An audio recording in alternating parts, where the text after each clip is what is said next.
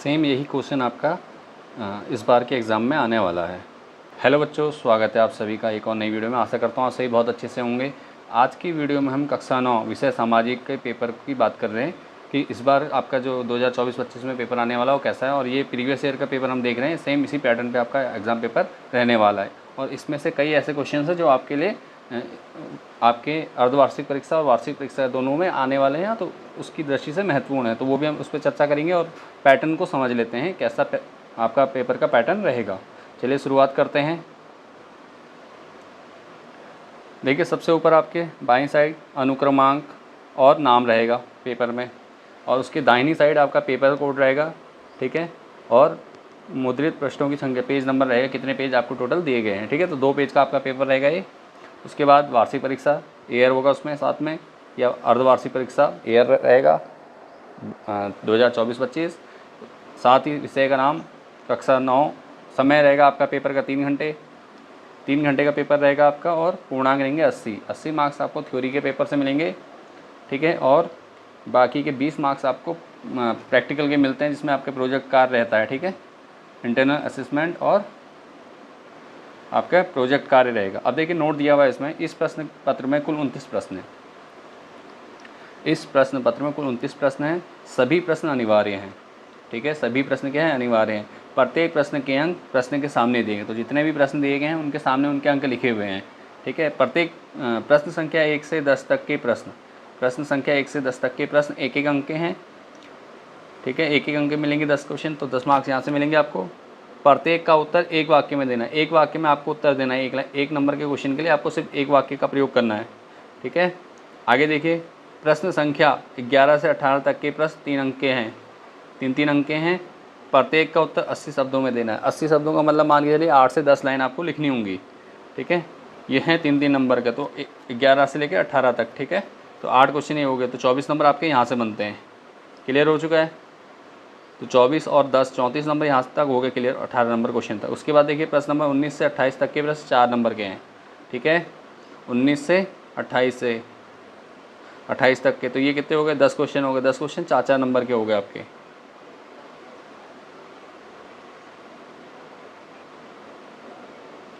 ठीक है। 4-4 नंबर के। प्रत्येक के उत्तर 100 शब्दों में दीजिए, तो इसका मतलब 12 से 15 लाइन का आपको कम से कम लिखना होगा इसमें, ठीक है। अर्थात ये आपके क्या हो जाएंगे? दीर्घोत्तरीय प्रश्न कह सकते हैं आप इन्हें। जो 11 से 18 तक हैं वो लघुत्तरीय प्रश्न हैं, और जो ये 1 से 10 तक हैं ये 1 नंबर के क्वेश्चन हो गए। उसके बाद देखिए, प्रश्न संख्या 29 मानचित्र से संबंधित है। मानचित्र के लिए 10 अंक निर्धारित हैं। मानचित्र के लिए क्या कहा गया है कि 10 अंक मिलेंगे आपको, 6 अंक निर्धारित हैं, ठीक है। 6 अंक मिलेंगे। 29वां नंबर का क्वेश्चन, इसमें एक आपको मानचित्र मिलेगा, उसमें जो चीज़ दी होंगी वो आपको दर्शानी होगी, ठीक है। चलिए बढ़ते हैं आगे। तो इस प्रकार टोटल को पेपर कितने आपका 80 मार्क्स का है। चलिए बढ़ते हैं आगे। और अगर आपको इस पीडीएफ के सॉल्यूशंस अगर चाहिए तो आप हमें कमेंट के माध्यम से कमेंट कर सकते हैं, और कमेंट करते ही आपको क्या है, पीडीएफ जल्द से जल्द आपको प्रोवाइड कर दी जाएगी, इसकी पीडीएफ और वीडियो, ठीक है। चलिए बढ़ते हैं आगे। पहला क्वेश्चन देखिए, भारत का संविधान कब लागू हुआ था? तो भारत का संविधान कब लागू हुआ था? 26 जनवरी 1950 को लागू किया गया था, ठीक है। घुमंतु और झूम कृषि क्या है ये बताना है आपको यहाँ पे, है, ठीक है। घुमंतु और झूम खेती। घुमंतु खेती क्या होती है? जिसमें क्या कहते हैं, समुदाय क्या करता है, घूमते हुए खेती करता है। निश्चित भूमि नहीं होती उनकी, कहीं वो जहाँ जाते हैं वहीं क्या करने लग जाते हैं, खेती करने लग जाते हैं, तो उसे क्या कहते हैं, घुमंतु खेती कहते हैं। इस प्रकार से आप क्या है, जो परिभाषा है वो लिखनी है आपने, ठीक है। बाकी आप पढ़ लीजिएगा अपने उसमें नोट्स में, और अगर उत्तर चाहिए हो तो आप उत्तर भी आपको मिल जाएगा। उसका मतदाता सूची से आपका क्या आशय है? मतदाता सूची से आपका क्या आशय है, ठीक है। मतदाता सूची क्या होती है? जब इलेक्शन होने वाला होता है, चुनाव के समय पे मतदाता सूची आती है ना, आपने देखी होगी, तो वही क्या है, मतदाता सूची, उसी के बारे में आपको बताना है। उसका क्वेश्चन नंबर 4 देखिए, जन्म दर तथा मृत्यु दर किसे कहते हैं? जन्म दर क्या होती है और मृत्यु दर क्या होती है, उसके बारे में आपको बताना है, ठीक है। वीडियो को पॉज कर लीजिए साथ में, और क्वेश्चन को नोट करते हुए आप क्या कर सकते हैं, इनको उत्तर भी दे सकते हैं। और लास्ट में मुझे ज़रूर बताइए कि आप इनमें से कितने, 1 नंबर के कितने क्वेश्चन आपको ऑलरेडी आते हैं। चलिए बढ़ते हैं आगे। क्वेश्चन नंबर 1, क्वेश्चन नंबर 4 का अथवा में एक क्वेश्चन और दिया है, नाजीवाद से क्या अभिप्राय है? तो नाजीवाद के बारे में आपको बताना है, 1 लाइन में ही बताना है इसका भी उत्तर, ज़्यादा बड़ा नहीं लिखना है आपको, ठीक है। उसके बाद क्वेश्चन नंबर 5, भारत के चरवाहे समुदायों के नाम लिखने। तो भारत के चरवाहे समुदाय के नाम लिखने आपको 1 नंबर के लिए। उसके बाद देखिए, क्वेश्चन नंबर 6, मानवकृत आपदाओं के नाम बताइए। जो मानव के द्वारा निर्मित होती हैं आपदाएँ, उनके नाम बताने हमें, उसके बाद देखो question, next question, question number 7 भी 2 हैं आपके अथवा में दिया हुआ है। भारतीय अर्थव्यवस्था के 3 क्षेत्रों के नाम बताइए। भारतीय अर्थव्यवस्था के 3 क्षेत्रों के नाम बताने हैं आपको, ठीक है यहाँ पर। और साथ में अथवा दिया है, भारतीय संसद के 2 सदनों के नाम बताइए। तो 2 सदनों के नाम आपको पता होंगे, राज्यसभा और लोकसभा, ठीक है, 2 सदनों के नाम। उसके बाद क्या है, क्वेश्चन नंबर 8 है, वास्तिल के दुर्ग का पतन कब हुआ। तो आपको बता देना है वास्तिल के दुर्ग का पतन कब हुआ था, ठीक हो गया। नेक्स्ट क्वेश्चन है, इंपीरियल फॉरेस्ट रिसर्च इंस्टीट्यूट की स्थापना कब और कहाँ की गई थी। इंपीरियल फॉरेस्ट रिसर्च इंस्टीट्यूट की स्थापना कब और कहाँ की गई थी, आपको बताना है इसमें। क्वेश्चन नंबर 10 देखिए, क्वेश्चन नंबर 10 है आपका, कावेरी जल विवाद किन 2 राज्यों के बीच चल रहा है, ठीक है। कावेरी जल विवाद किन 2 राज्यों के बीच चल रहा है, तो आपको पता होना चाहिए कहाँ पर चल रहा है। तो नोट इसका कर लीजिए। उसका देखिए नोट दिया है अगला, क्योंकि क्वेश्चन अब 11 से आगे कुछ नोट दिए मैं देखो। प्रश्न संख्या 11 और 12 के लिए नीचे 3 समूह अ, ब और 100 दिए हैं। 11 12 के लिए क्या 3 समूह दिए हैं, अ, ब, 100। इन दोनों प्रश्नों के उत्तर के लिए किसी एक समूह को ही चुनिए, ठीक है। इन समूहों में से किसी एक ही समूह को चुन के दोनों को उत्तर देने हैं, प्रश्न नंबर 11 और 12 के। तो पहला देखिए समूह अ में क्या है, पहला क्वेश्चन नंबर 11 है, बुग्याल से क्या अभिप्राय है, बुग्याल के प्रमुख लक्षण लिखिए, ठीक है। बुग्याल से क्या अभिप्राय है और बुग्याल के प्रमुख लक्षण लिखिए। उसके बाद देखिए 12, क्वेश्चन नंबर 12 है, सदाबहार व पर्णपाती वनों में अंतर बताइए। यहाँ पे आपको अंतर बताना है। ये क्वेश्चन आपके 3-3 मार्क्स के हैं, इसलिए ये कम से कम 6-7 लाइन के होने चाहिए आपके, 6-7-8 लाइन के कम से कम आपको लिखने होंगे। उसके बाद देखिए समूह ब में क्वेश्चन नंबर 11 दिया गया है हमें, फ्रांसीसी क्रांति के राजनीतिक कारणों को बताइए। फ्रांसीसी क्रांति जो हुई थी उसके राजनीतिक कारण बताने हैं आपको, ठीक है। उसके बाद देखिए क्वेश्चन नंबर 12 समूह ब का क्वेश्चन नंबर 12 है, संयुक्त राज्य अमेरिका के दक्षिण मैदान रेत का कटोरा कैसे बने, ठीक है। संयुक्त राज्य अमेरिका के दक्षिण मैदान रेत का कटोरा कैसे बने, ये आपको बताना है, ठीक हो गया। उसके बाद समूह 100 देखिए, समूह 100 का क्वेश्चन नंबर 11 और 12, सार्वजनिक वितरण प्रणाली का क्या अर्थ बताइए। सार्वजनिक वितरण प्रणाली का अर्थ बताइए, आपको इसमें इसका अर्थ बताना है। साथ ही क्वेश्चन नंबर 12 दिया गया है, इसमें देखो, वनों से होने वाले 3 लाभों का वर्णन कीजिए। वनों से होने वाले 3 लाभों का वर्णन करना है। अब यहाँ पे एक चीज़ ध्यान देने वाली है कि आपको 3 समूह दिए, तीनों में से एक ही समूह को आपको चुनकर उसी के 2 आंसर देने, 11 और 12। ऐसा नहीं कि आप समूह अ का 11 ले रहे हैं, उसके बाद समूह ब या 100 में से कोई क्वेश्चन 12 या 13 कर दे रहे हैं या 11 ही कर देते, तो ऐसा नहीं होगा। इसमें आपको क्या करना, समूह चुनना है एक और उसके ही दोनों प्रश्नों का उत्तर देना है 11 और 12 का, तभी वो क्या होंगे, उसमें आपको मार्क्स मिलेंगे पेपर में, ठीक है। ये जरूर ध्यान दीजिएगा। आगे बढ़ते हैं, देखिए क्वेश्चन नंबर 13, भूस्खलन रोकने के किन्हीं 2 उपायों का वर्णन कीजिए। भूस्खलन रोकने के 2 उपाय बताने हैं आपको, ठीक हो गया। यहाँ पे 2 उपाय बताने। उसके बाद देखिए क्वेश्चन नंबर 14, भारतीय संविधान में नागरिकों को कितने मौलिक अधिकार दिए गए हैं। मौलिक अधिकार कितने दिए गए हैं, उनकी संख्या बतानी है और नाम भी लिखिए, नाम भी लिखने हैं आपको, ठीक है।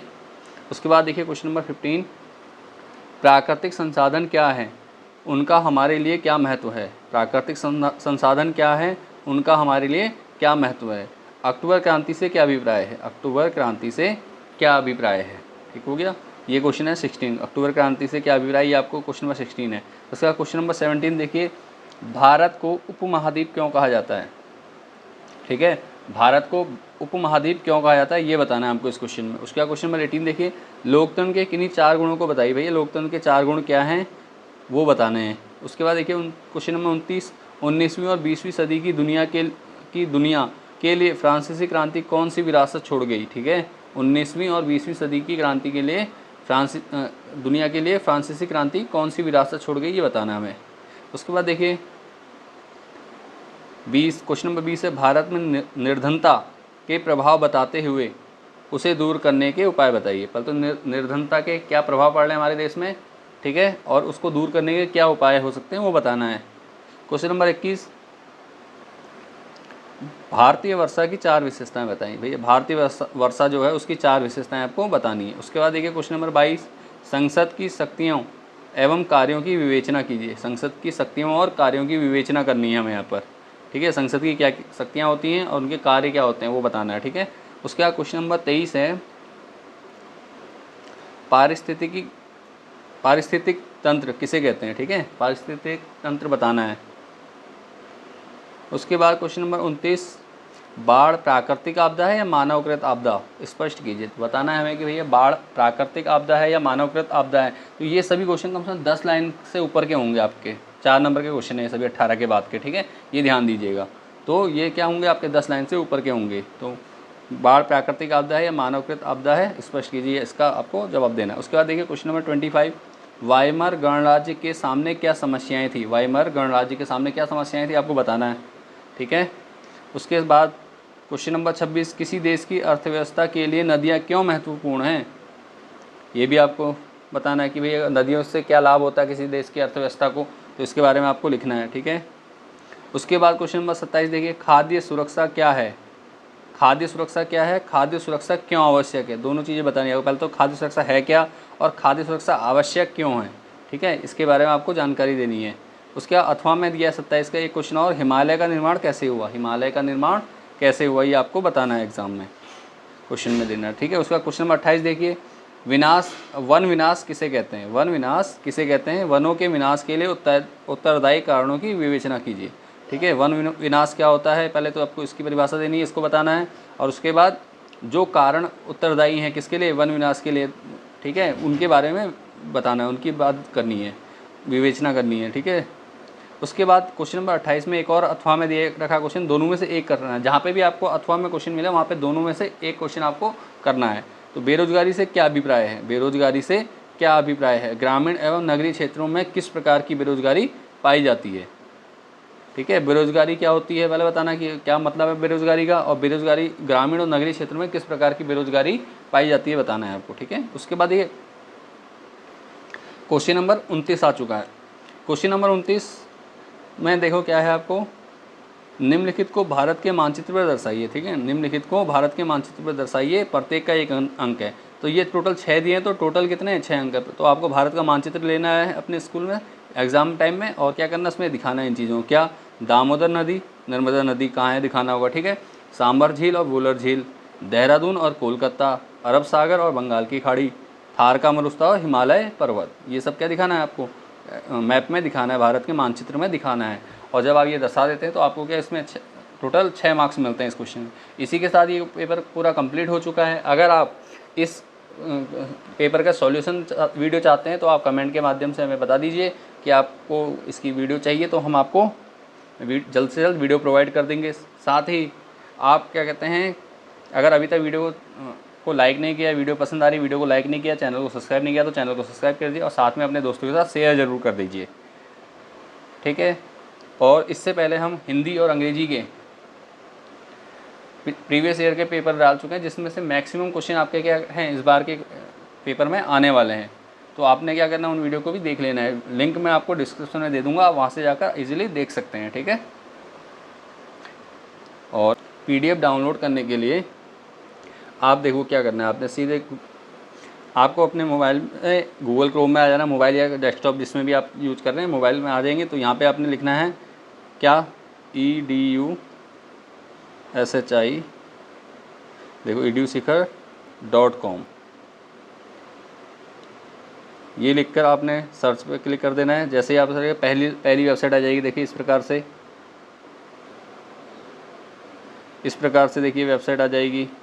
तो आपने क्या करना है, इस वेबसाइट पे क्लिक कर देना है, ठीक है।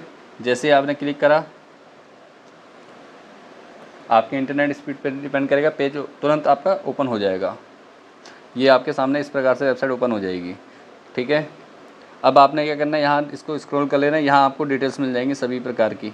आपने यहाँ से NCERT सॉल्यूशंस भी आपको 9-10वीं क्लास के भी वर्तमान में मिल जाएंगे, और जल्द ही 11वीं-12वीं क्लास के भी NCERT सॉल्यूशन आपको जल्द ही मिल जाएंगे। साथ ही आपको वीडियो मिल जाती है यहाँ से।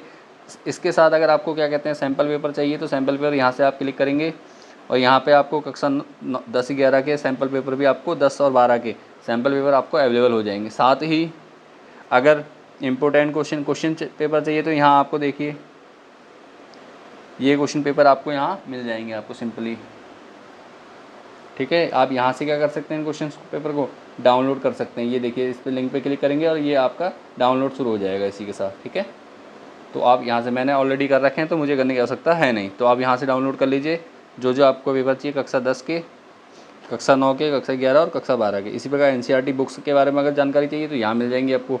एनसीईआरटी सॉल्यूशन चाहिए तो यहाँ आपको सभी विषयों के और कक्षा 9 से कक्षा 12 तक के सभी विषयों के क्या करते हैं एनसीईआरटी समाधान सॉल्यूशंस मिल जाएंगे सभी विषयों के। तो आप यहाँ से भी आप एनसीईआरटी सॉल्यूशन इजीली देख सकते हैं। ठीक है, उम्मीद करता हूँ ये वेबसाइट आपके लिए हेल्पफुल रहेगी।